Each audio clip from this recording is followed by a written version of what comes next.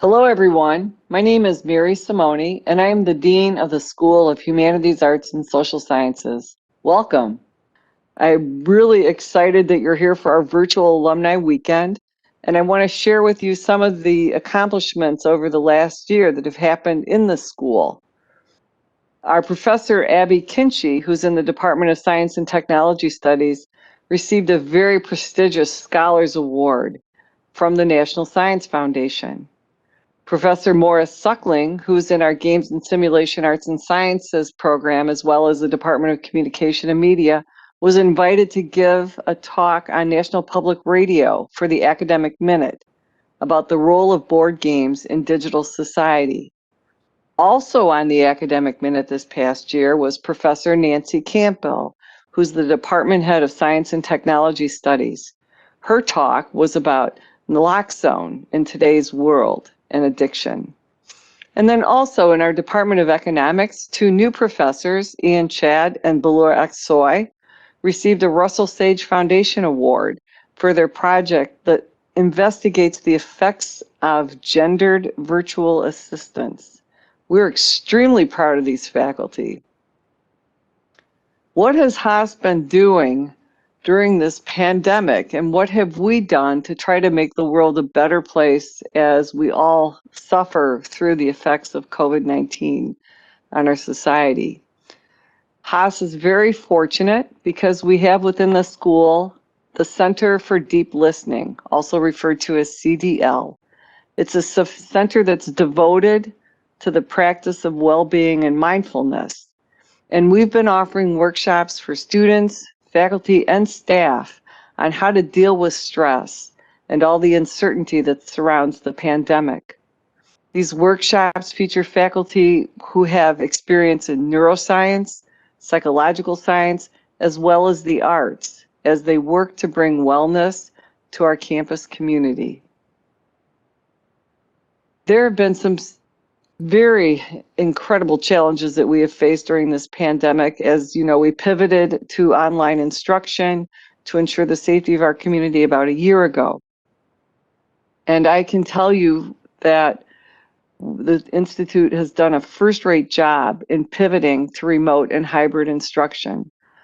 Hopefully you've seen our recent publication called Pandemic Proof Pedagogy that shows how creative and resilient our community is.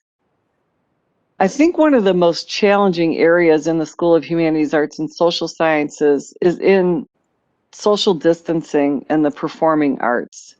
You can see that I'm a musician, have some instruments hanging around the house, and musicians are used to playing in very close proximity and rehearsal. And so when you try to separate people by 6 feet, 12 feet, it becomes very difficult for them to collaborate in ways that they're used to.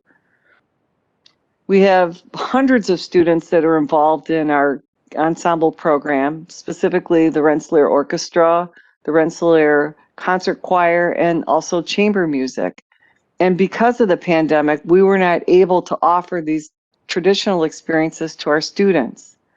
So our faculty went right to work, came up with a very creative solution that they named the Fusion Ensemble. This ensemble includes students that are from a wide range of talents and abilities that may perform on voice or classical instruments or rock instruments or instruments that they make themselves. And they would play music from a wide range of musical genres, including music that they composed themselves. That article that I mentioned, Pandemic Proof Pedagogy, highlights the accomplishments of Professor Christopher Fisher Lockhead, who led this group of students in these amazing contributions. So this year we didn't take the year off. We have done a lot of work. And one of the things that I'm most proud of is the curriculum development that we have done. We are focused on new curricula for a changing world. We have courses called Haas Inquiry courses that are gateways to a curricular structure called Integrative Pathways. These pathways are an interdisciplinary 3-course depth sequence that can lead to a minor. All these essential courses are delivered to every Rensselaer student, ensuring that our graduates have intellectual agility, multicultural sophistication, and a global view. Students study a wide variety of phenomena such as world religions, economic globalization, complexity of human identity and identity formation, and the culture of technology, all from multidisciplinary perspectives. We have a brand new degree program that we're launching this year, a Bachelor of Science in Biotechnology and Health Economics. This degree program works very hard between the School of Engineering and the School of Humanities, Arts, and Social Sciences to equip students that are destined for a science-based career with quantitative modeling, knowledge, and economics so that they can succeed in either industry or in consulting. We also, a couple of years ago, launched our Bachelor of Science in Music degree, which is just, of course, one that's near and dear to my heart. And I'm happy to say that we received a $100,000 endowed gift and established a named music concert series. So we'll be featuring a couple things on our virtual passport tour that I'd like to draw to your attention to. We have a virtual concert by the Fusion Ensemble. So if you weren't able to make our holiday concert, you'll be able to see these students perform as part of that virtual tour. We will also, right now, we're creating a virtual tour of our Corridor of Creativity, which is located in Sage Labs, and it has such facilities as a digital fabrication studio, sculpture studio, motion capture studio, and many, many other things that we make available to our students and faculty.